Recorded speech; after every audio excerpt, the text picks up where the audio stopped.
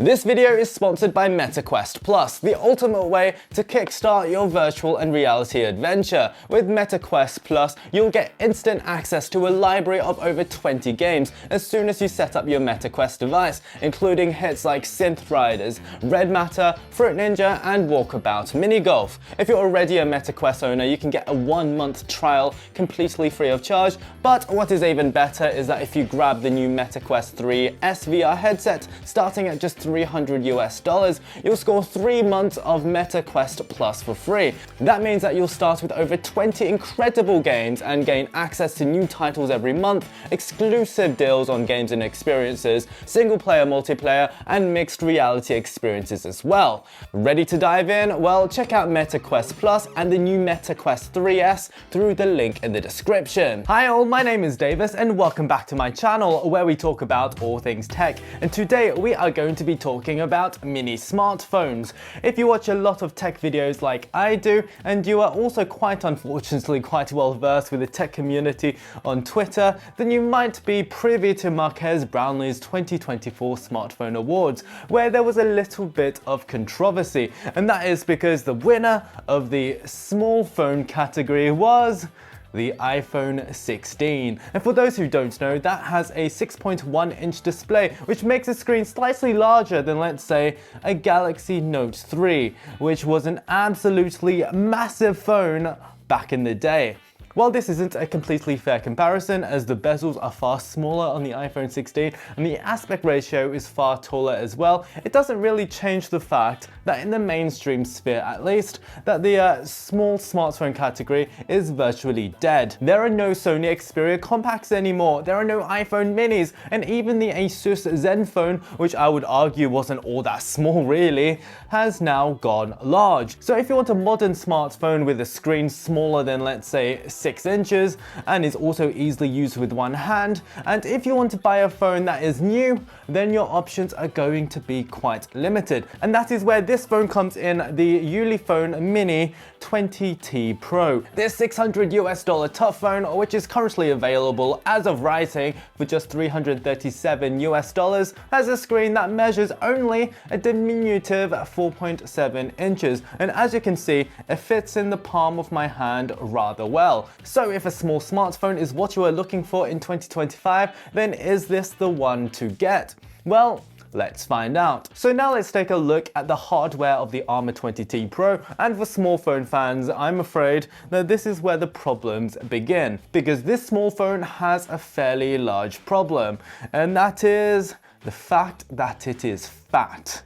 It is lardy. In fact, it is so fat that it is literally an entire inch thick. That is around 3 iPhones in thickness. And despite its footprint being rather diminutive, it is actually one of the heaviest phones that I have ever used. It weighs over 300 grams. That is heavier than the heaviest iPhone ever made, the iPhone 14 Pro Max, which is almost 60 grams lighter than this. This is so heavy that it almost weighs the same as 3 iPhone 5s, which is quite perhaps the pinnacle of iPhone design according to small phone fans. So it's clear that maybe this phone isn't for those wishing for a petite, lightweight phone. But if you're looking for a phone that's rather easily used with just one hand, then the form factor is actually kind of nice.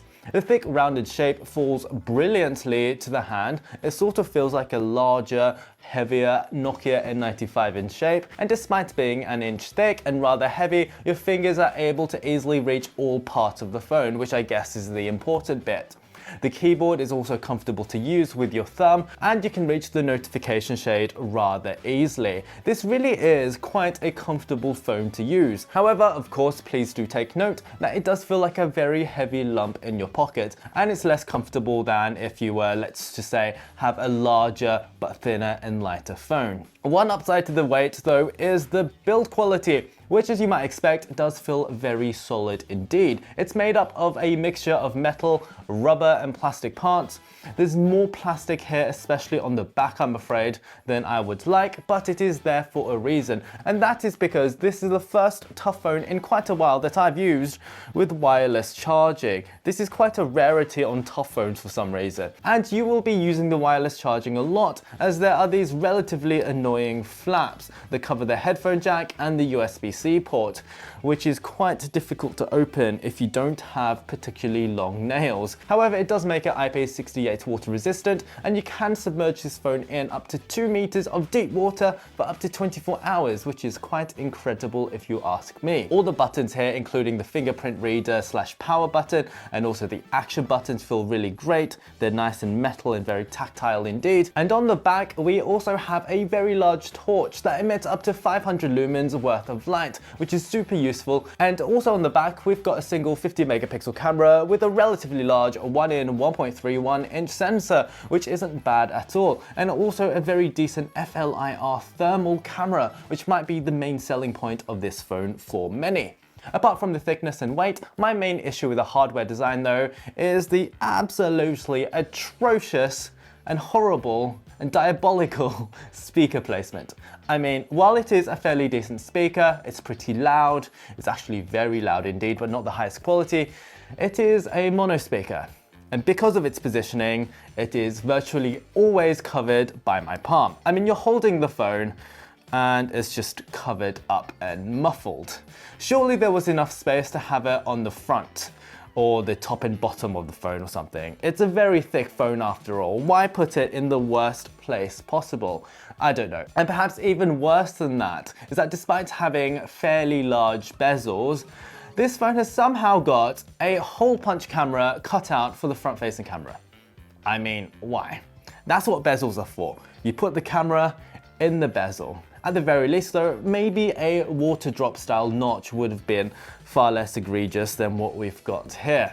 It looks absolutely ridiculous. But alas, the screen here isn't the worst that I've seen on a tough phone. So on the front of the phone, we do have a 90Hz 720p LCD display. That's 373 ppi. And while it isn't the most impressive display in the world, it is one of the better ones that I've seen on a small tough phone. But to be fair, that isn't saying a lot. Finally, we do have 90Hz here, which is great to have. It makes the phone feel a lot smoother than probably its main competitor, the 8849 Tank Mini. And while the colors don't look especially bright or saturated, and the blacks are very grey, it does get reasonably bright for an LCD at 700 nits maximum brightness. And because this display is slightly wider than the Tank Minis as well, I found it to be relatively comfortable to type with both hands as well. It's sort of similar to an original iPhone in width-ish. So while the hardware design is quite positive, if you are into your massive thick tough phones, I feel like that this would hold a lot more appeal if it were just half the thickness, even if it did mean dropping features like the thermal camera and the massive battery. So what is the software experience like? Well, I am glad to say that on this Armor 20T Pro version that we've got here, we've finally left the Helio G99 processor behind. I feel like that tough phones were stuck on that ancient chip since virtually forever. And now luckily we've got a modern MediaTek Dimensity 6300, which is a fairly decent entry-level 5G chip. It is built on a 6nm process that isn't too ancient, and on this small phone it performs surprisingly decently, despite the lowly benchmark scores. I got a Geekbench 6 single core score of 789 and a multi-core score of 2106. I also got an OpenGL graphics score of 1477. So while the performance might not look that great on paper, in real world use this is a pretty snappy feeling thing. The Armor 20T Pro runs a fairly clean version of Android 14, and with 8GB of RAM, this thing multitasks like a charm, and it's fairly smooth to boot while doing it. It's pretty amazing how much smoother this feels than the 8849 Tank Mini, which I really did want to like, but the 60Hz screen just felt too laggy for me. And somehow just a 50% improvement just feels really good. Well, you might get the occasional stutter, the 90Hz refresh rate, and the small screen makes for a very smooth and pleasant experience. What is somewhat less good though, surprisingly, is Android. Well, Android might have started on phones smaller than this 15 years ago, and these days the average Android phone is far larger than this, and this means that a lot of the graphical elements are just way too small on this phone. I'm not saying that Android 14 is impossible to use or even that difficult to use, but it feels like that a lot of the graphics just haven't been scaled properly and are just too small on this phone. Nintendo Switch Lite and iPad mini owners, I'm sure that you can understand what I mean.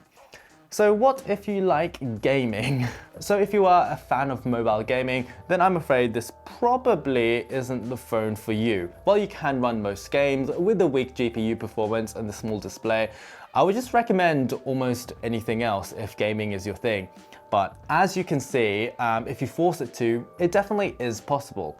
Because the screen is so small, the low resolution and poor frame rate of Wreckfest over here, which is quite a demanding console game, it actually looks fairly okay, and I would be happy to play this every now and again. So one of the reasons that this phone is so thick, as you might imagine, is the battery. And as you might imagine as well, it is absolutely massive. At 6,200 milliamps, this would be considered massive on something like a Galaxy Fold, yet alone something as small as this. And with the small display and middling processor, it means that battery life truly is quite exceptional. Some people have reported battery drain issues, but with the latest firmware update, I personally haven't seen any of those. This is a phone where I feel that the battery meter just about like it never goes down. With my fairly heavy usage, I can easily get around 2 days out of this phone, which is impressive considering that I can only just about eke out about 1 day with my iPhone 16 Pro Max. This is a phone where I never have to worry about the battery, and that is a pretty sweet feeling, I would say. And now we have to get to the cameras, and that's somewhat less fun. Let's start with the normal camera, and I have to say that the selfie camera, which is a 32 megapixel unit, it's pretty average. It looks somewhat better than some other tough phones that I've used, but yeah, these selfies are not going to be impressing anyone. The rear camera is better though. It's a very decent sensor. It's a 1 in 1.31 inch sensor size, f1.95 aperture, and the images that it takes are quite reasonable. The problem is that it's quite inconsistent. Sometimes they look fine, but with too much noise reduction, and other times it just looks awful. The processing is just all over the place, but you can make it work for you. I do love how there is a film mode which tries to simulate certain film stocks. The one called Film Stock I absolutely adore. It gives a very nostalgic but punchy vibe that isn't overdone. It feels like the film simulation modes that you might find on an Oppo or a OnePlus phone, which I quite like. And however, since there's only one camera here, the 2x zoom mode is just a sensor crop, and it should probably be best avoided as it really does show the awful noise reduction quite evidently. But when shooting on the film stock mode that I used, I'm generally pretty happy. I just wish that that mode would come on by default. Less good than the pictures though are the videos. Not only is it limited to just 2K in resolution, I mean, what year is this? It's 2025, I can only shoot in 2K. Yikes.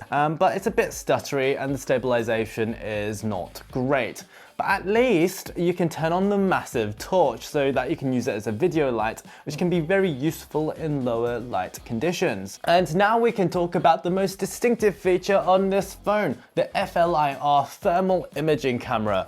And it's a pretty great one. It's got a thermal resolution of 160 by 120, which is quite high for something like this. It's got a frame rate of 8.7 frames per second, and it can measure temperatures from just -10 to over 350 degrees Celsius. And it's got an accuracy of ±3 degrees, and it works pretty brilliantly. It uses the FLIR app, which is quick and easy to use. You can take images, video, and you can adjust a multitude of settings. It's not everything that I would use every day, but for those people who need a thermal camera, this is simply fantastic, especially when a standalone FLIR thermal camera can cost basically the same as this phone.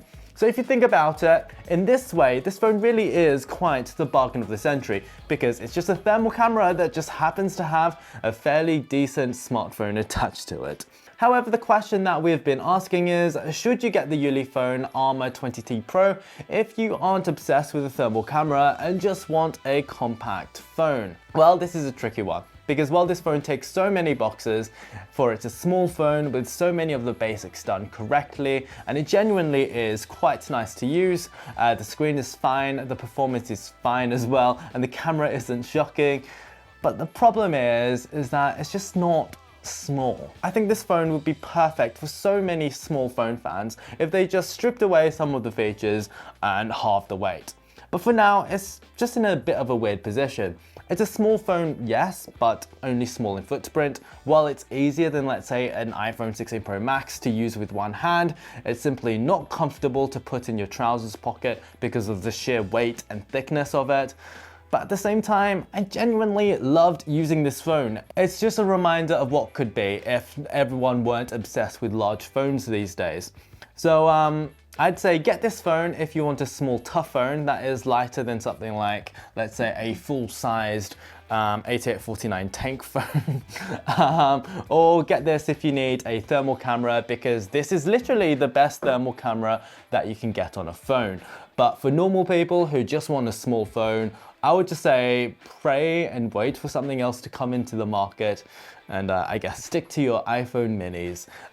Thanks for watching, guys. If you enjoyed this video, please like and subscribe. Comment if you've got any questions, and until next time, toodaloo.